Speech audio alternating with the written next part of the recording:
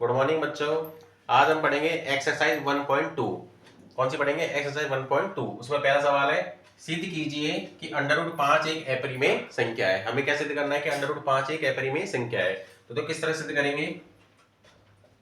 हम क्या करेंगे, उल्टा मान के चलेंगे। क्या करेंगे? उल्टा मान के चलेंगे और फिर इसको सीधा करेंगे। देखो कि माना √5 एक परिमेय संख्या है। हम लोग उल्टा मान के चल रहे हैं कि माना √5 एक परिमेय संख्या है। जब ये परिमेय संख्या है तब क्या होगा? √5 किसके बराबर कर देंगे हम? a/b के। क्यों?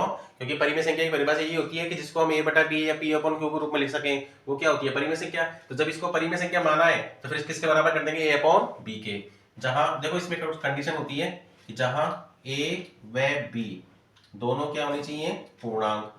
दोनों क्या होने चाहिए? जहां a और b दोनों पूर्णांक है, q का मान डज नॉट इक्वल 0 है, सॉरी q नहीं b है, b डज नॉट इक्वल 0 कर दिया, तथा a व b का a व b में एक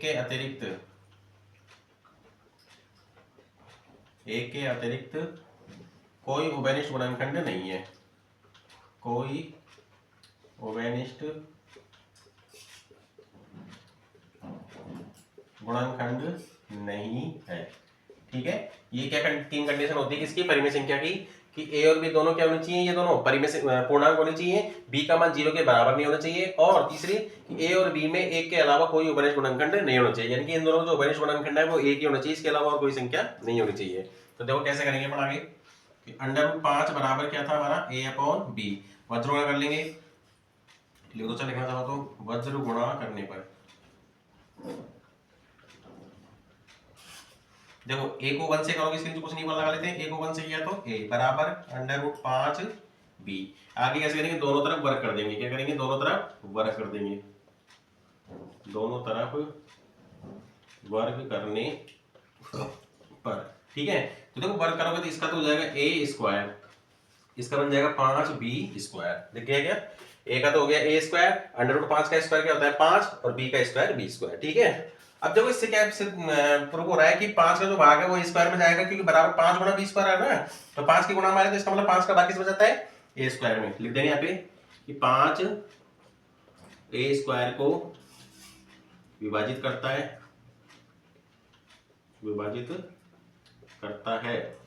तब 5 a को भी विभाजित करेगा।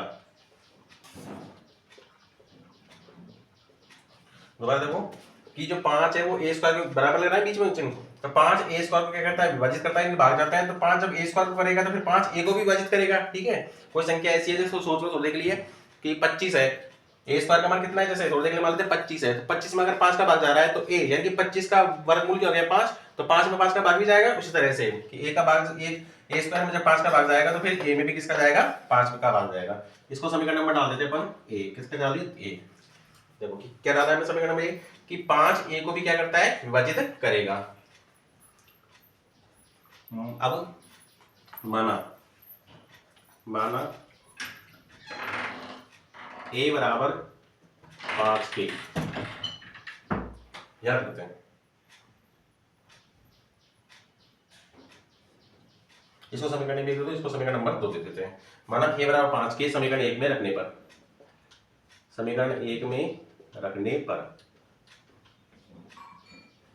तो देखो समीकरण 1 में जब ये 5 रख के रखोगे तो 5k का स्क्वायर बराबर 5b²। तो इधर तो कितना हो गया? 25k² बराबर 5b²। देखो एक 5 से 25 कट गया कितनी बार? 5 बार। तो क्या आ गया भाई? 5k² बराबर b²। क्या आ गया?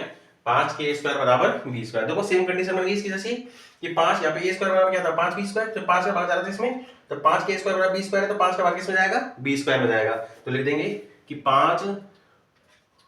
5b² को विभाजित करता है। 5 किसको विभाजित करता है? b² को विभाजित करता है, तब 5b को भी विभाजित करेगा। b को भी विभाजित करेगा। समीकरण नंबर 3। देखो समीकरण 2 तो कह रही है कि 5 a को विभाजित करता है, और समीकरण 3 सॉरी 2 कह रही है, और समीकरण 3 नंबर 3 क्या कह रही है कि 5 b को विभाजित करता है। तो समीकरण 2 और 3 से यहाँ लिख देंगे, थोड़ा सा अपन यहां कर लेते हैं इसको आगे, ठीक है। समीकरण 2 व 3 से स्पष्ट है कि a व b का उभयनिष्ठ गुणनखंड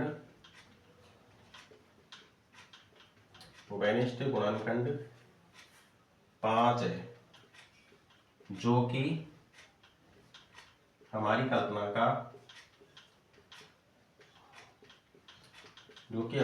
का क्या है, विरोधाभास है, उल्टा है ना, जो कि हमारी कल्पना का विरोधाभास है। यह जो विरोधाभास है हमारी कल्पनापूर्ण त्रुटि के कारण हुआ है, कल्पनापूर्ण त्रुटि के कारण हुआ है। अतः √5 एक अपरिमेय संख्या है, √5 एक अपरिमेय संख्या है। ठीक है बच्चों, दोबारा समझा देते हैं एक बार और। देखो क्या कह रहा है सवाल ये कह रहा है कि सिद्ध कीजिए कि √5 एक अपरिमेय संख्या है। तो हमने क्या किया, हम उल्टा लेके चले, हमने मान लिया कि माना √5 एक अपरिमेय नहीं होकर कैसी है, परिमेय संख्या है। तो √5 को a अपॉन b के बराबर कर दिया, जहां a और b क्या होती है, दोनों पूर्णांक है, b का मान 0 नहीं है, और a और b में एक के अलावा कोई उभयनिष्ठ गुणनखंड नहीं है, परिमेय संख्या की पहचान होती है। ठीक है, √5 को हमने किसके बराबर कर दिया, a अपॉन b के, वज्रोड़ा कर लिया, a को 1 से किया तो a, और √5 को b से किया तो √5b, दोनों तरफ वर्ग कर लिया, तो a का तो a स्क्वायर, √5 का 5, b का b स्क्वायर। ठीक है, अब देखो यहां से क्या स्पष्ट हो रहा है कि जो 5 का भाग किसमें जा रहा है, a स्क्वायर में। 5 किसको विभाजित कर रहा है, a स्क्वायर को, तो जब a स्क्वायर को कर रहा है तो 5 किसको करेगा, a को भी विभाजित करेगा, मैंने भी बताया था वही 25 725 वाला। ठीक है, a किसको विभाजित करेगा, 5 को।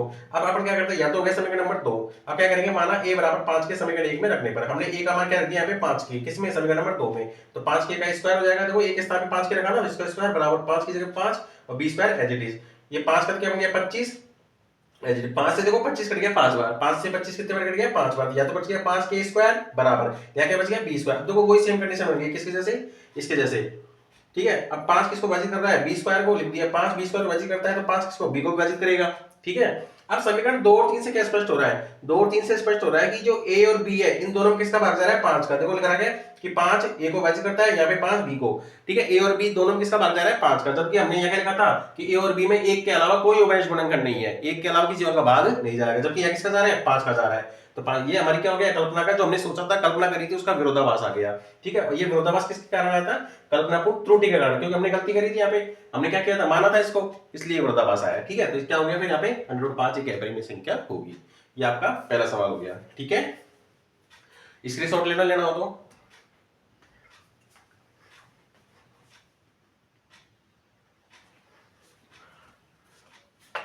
चलो नेक्स्ट दूसरा सवाल करते हैं।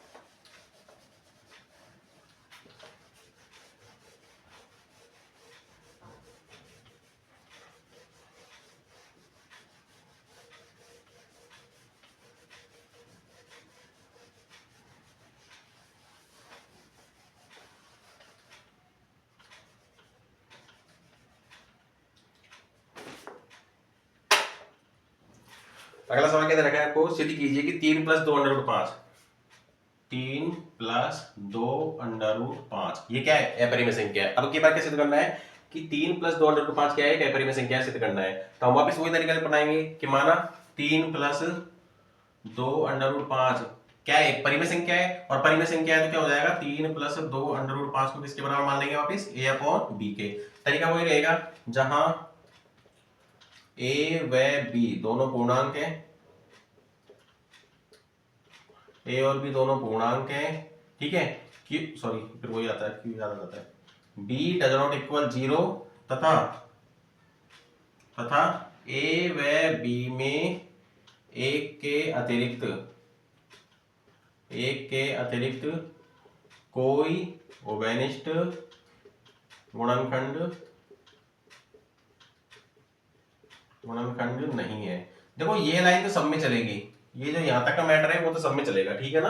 क्या करेंगे, मानेंगे सबसे पहले जो भी दे रखा है परिमेय दे रखा है उसको यहाँ लिख के फिर परिमेय मान लेंगे, उसको a अपॉन b के या p अपॉन q के बराबर रख देंगे, ठीक है। और ये तीनों तीनों ऐसे लाइन लिख देंगे। आगे देखो 3 प्लस 2 अंडर रूट 5 बराबर a अपॉन b, पक्षांतर कर देते हैं, 2 अंडर रूट 5 बराबर a अपॉन b माइनस के 3, इसको डालेंगे। फिर क्या करेंगे, 2 का भाग दे देंगे, तो अंडर रूट 5 बराबर क्या हो जाएगा, a अपॉन b माइनस के 3 और 1/2, क्योंकि 2 का भाग दिया है ना अपने, तो 2 अलग जाएगा, नीचे लग जाएगा आगे, ठीक है। अब देखो चूंकि a व b दोनों पूर्णांक है, चूंकि a और b दोनों क्या है, पूर्णांक है, लिखा गया ना a और b दोनों पूर्णांक है, जहां a और b क्या है, दोनों पूर्णांक है, तो लिख दिया अपने चूंकि a और b दोनों पूर्णांक है, इसलिए जब ये दोनों पूर्णांक है तो 1/2 a अपॉन b माइनस के 3 एक परिमेय संख्या है।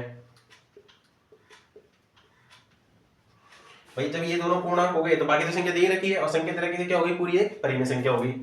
जब ये परिमेय संख्या है तथा अंडर रूट 5 भी एक परिमेय संख्या होगी।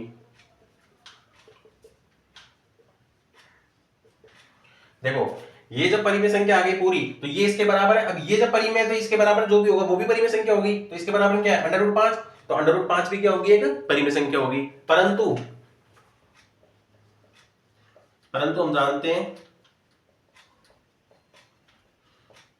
जानते हैं कि अंडर रूट 5 एक अपरिमेय संख्या होती है। कैसी होती है, अपरिमेय संख्या। क्यों, क्योंकि अभी हमने सिद्ध किया है सबसे पहले अपरिमेय संख्या होती है।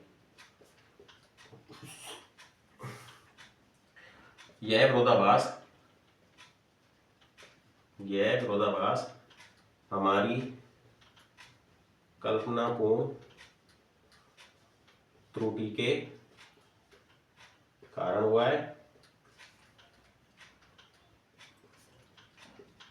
अतः जो हमको दे रखा है क्या, 3 + 2 अंडर रूट 5, 3 + 2 अंडर रूट 5 एक क्या होगी, अपरिमेय संख्या हो जाएगी, ठीक है ना। कैसी हो जाएगी, अपरिमेय संख्या होगी, ठीक है बच्चों। ये छोटा सवाल है, ज्यादा बड़ा नहीं है, ठीक है। कैसे करेंगे दोबारा देख लो, 3 + 2 अंडर रूट 5 एक अपरिमेय संख्या है, हमको सिद्ध करना है, तो उसके लिए हम उल्टा मान के चलेंगे कि ये परिमेय संख्या है। जब परिमेय संख्या माना है तो a अपॉन b के रूप में लिखेंगे, क्योंकि हम परिमेय संख्या की परिभाषा ये होती है जिसको हम p अपॉन q या a/b के रूप में लिख सकें। और ये 3 कंडीशन फॉलो होनी चाहिए, कौन कौन सी, a और b ये जो है ऊपर नीचे की संख्या, ये दोनों कैसी होनी चाहिए, पूर्णांक होनी चाहिए, b का मान 0 नहीं होना चाहिए, और इन दोनों का जो ओबेनिस्ट गुणनखंड है वो 1 के अलावा और कोई नहीं होना चाहिए, ठीक है। ये कर दिया हमने, फिर इसको क्या किया हमने, पक्षांतर कर दिया, इसको उधर लेके माइनस का 3 हो गया, प्लस का था इधर जाके माइनस का हो गया। फिर देखो 2 का भाग दे दिया हमने, क्योंकि अंडर रूट 5 रखना है हमें तो सिर्फ यहाँ पे, तो 2 गुणा में है तो इधर जाके क्या हो जाता है, भाग में चला जाएगा, तो 1/2 a अपॉन b माइनस 3। अब देखो चूंकि a और b दोनों पूर्णांक है, ये हमने लिख रखा है यहाँ पे a और b दोनों पूर्णांक है, जब ये पूर्णांक है तो फिर बाकी बची क्या, संख्या, तो ये क्या हो जाएगी, पूरी एक परिमेय संख्या हो जाएगी। और जब ये परिमेय संख्या है तो इसके बराबर में ये दे रखा है, तो ये भी परिमेय संख्या होनी चाहिए, तो अंडर रूट 5 भी क्या हो जाएगा, एक परिमेय संख्या। परंतु हम जानते हैं कि अंडर रूट 5 एक क्या होती है, अपरिमेय संख्या होती है। जब ये अब ये क्या आ गया, कल विरोधाभास आ गया, या तो परिमेय संख्या होनी चाहिए और ये है कौन सी, अपरिमेय संख्या, तो विरोधाभास आ गया। अब विरोधाभास किसके कारण आया था, हमारी कल्पनापूर्ण त्रुटि के कारण। हमने कल्पना की थी ना, माना था, ये कल्पना करी थी और ये गलत कर ली थी हमने, इसलिए क्या आया था, विरोधाभास आया है। तो ये जो आपने कह रहे हैं इसका मतलब ये है कि आप जो कह रहे हो वो सही है, 3 + 2 अंडर रूट 5 क्या होगी, एक अपरिमेय संख्या होगी। उतार लो।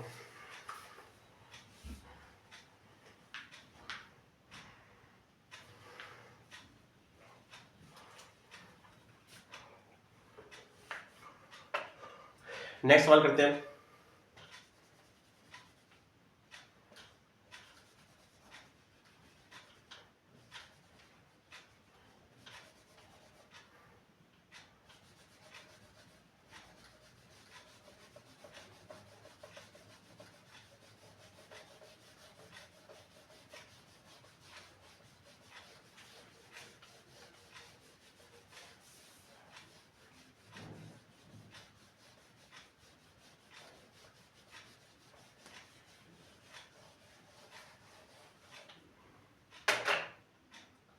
देखो ये मैंने छोड़ दिया, क्या है कि हर बार ये लिखना होता है तो बार बार क्या लिखे अपन।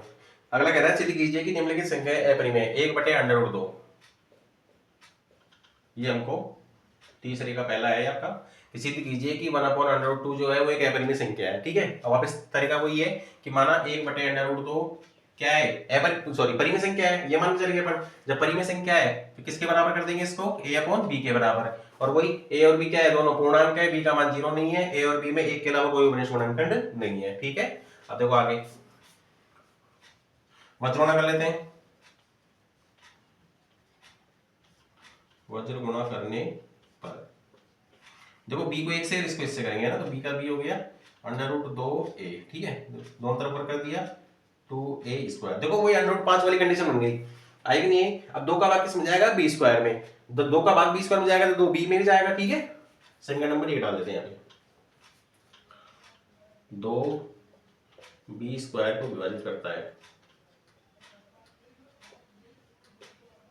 2b² को विभाजित करता है, इसलिए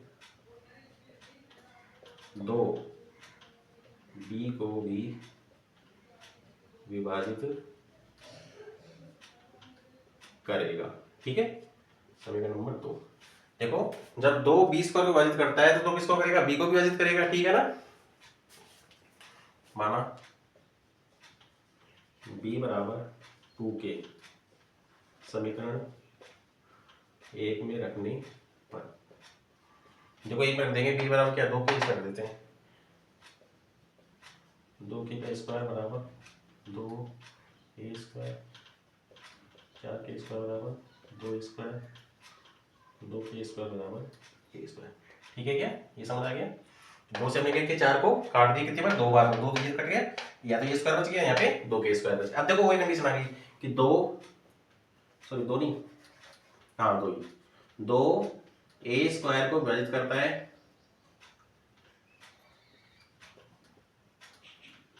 2a² विभाजित करता है, इसलिए 2a को भी विभाजित करेगा। ठीक है, ये हो गया समीकरण नंबर 3। जब 2a² विभाजित करता है तो 2 किसको करेगा, a को विभाजित करेगा, समीकरण नंबर 3। अब देखो 2 और 3 से वही कंडीशन आ गई, 2 और 3 से क्या स्पष्ट हो रहा है कि b में 2 का भाग आ रहा है और a में 2 का भाग आ रहा है। इसका मतलब एक के अलावा दूसरे को हमको क्या मिल गया, विभिन्न गुणनखंड मिल गया। तो फिर लिख देंगे यहाँ पे समीकरण 2 व 3 से स्पष्ट है कि a व b का विभिन्न गुणनखंड 2 है, जो कि हमारी कल्पना का, या फिर ऐसे लिख दो जो कि, हाँ लिख दो, जो कि हमारी कल्पना का विरोधाभास है। यह विरोधाभास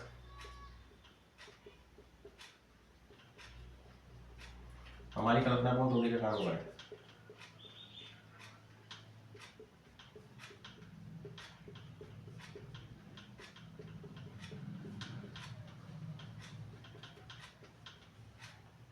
अतः 1/√2 एक अपरिमेय संख्या है।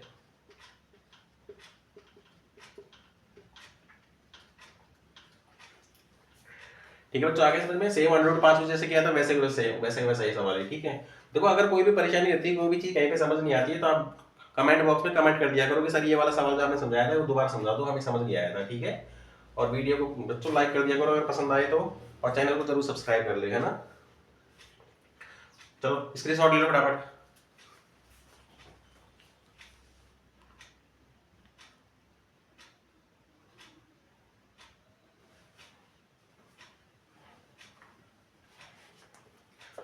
अगला देखो, अगला करते हैं।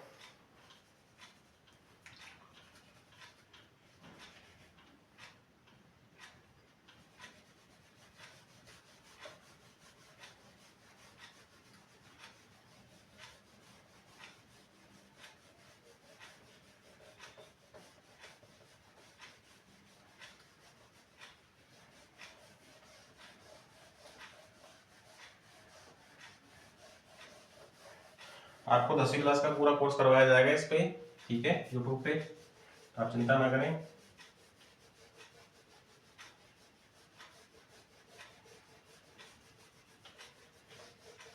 देखो अगला सवाल क्या है हमारा,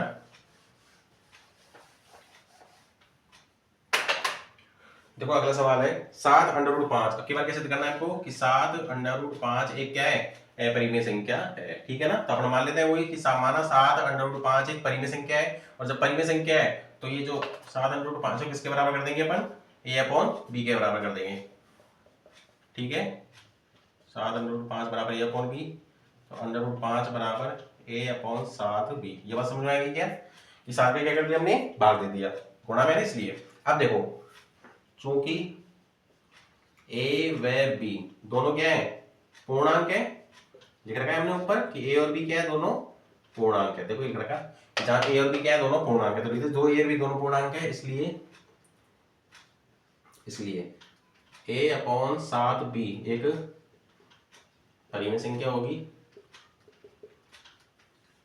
या फिर लिख दो a/7b परिमेय संख्या है, तथा √5b एक परिमेय संख्या होगी, एक परिमेय संख्या होगी। क्यों होगी, क्योंकि इसके बराबर है ये, ठीक है। ये अगर परिमेय संख्या है तो इसके बराबर जो भी होगी वो भी परिमेय संख्या होगी, तो जब ये परिमेय है तो ये भी √5 भी क्या होगी, एक परिमेय संख्या होगी। परंतु हम जानते हैं कि √5 एक अपरिमेय संख्या होती है। कैसी होती है, अपरिमेय संख्या होती है। बस नीचे लिख दो, बस यह विरोधाभास हमारी कल्पनापूर्ण त्रुटि के कारण हुआ है, यह विरोधाभास हमारी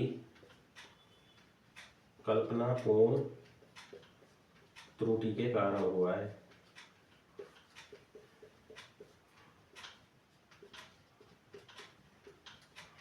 जब त्रुटिपूर्ण के कारण हुआ है तो इसलिए क्या हो जाएगा, अतः 7/5 एक कैसी हो जाएगी, अपरिमेय संख्या हो जाएगी। कैसी हो जाएगी, अपरिमेय संख्या होगी, ठीक है बच्चों।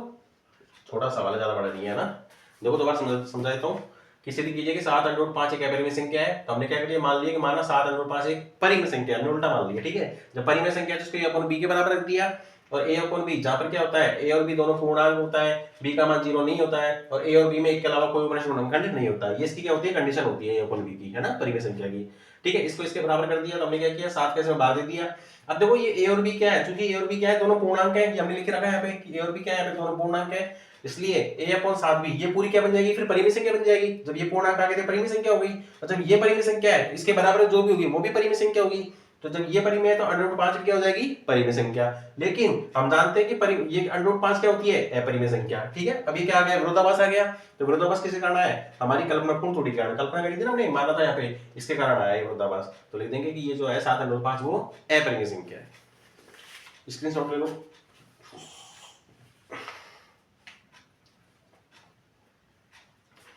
चलो अगला एक लास्ट सवाल बचा है, वो कर लेते हैं।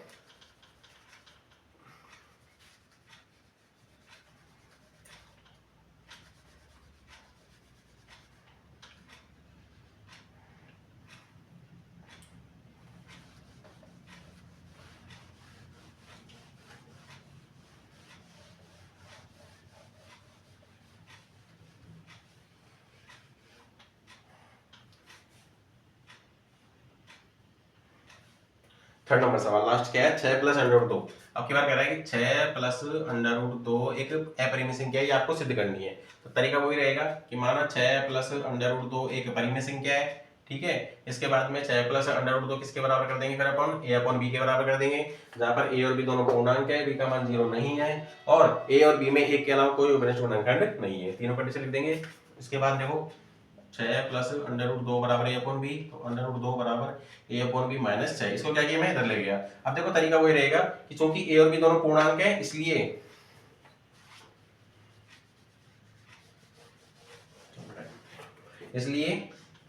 a/b - 6 एक परिमेय संख्या है, ठीक है। जब वो पूर्णांक दी गया अभी परिमेय संख्या है, तथा √2b एक परिमेय संख्या होगी। क्यों, क्योंकि इसके बराबर है, तो क्या होगी, ये परिमेय संख्या होगी। परंतु लिख देंगे वापिस। परंतु हम जानते हैं कि √2 एक अपरिमेय संख्या होती है। कैसी होती है? अपरिमेय संख्या होती है। परंतु हम जानते हैं कि √2 एक अपरिमेय संख्या होती है। अब बस वही लाइन है लास्ट की, यह विरोधाभास हमारी कल्पना को छोटे के कारण हुआ है। यह विरोधाभास हमारी कल्पनापूर्ण त्रुटि के कारण हुआ है। अतः 6 + √2 एक अपरिमेय संख्या होगी। कैसी होगी?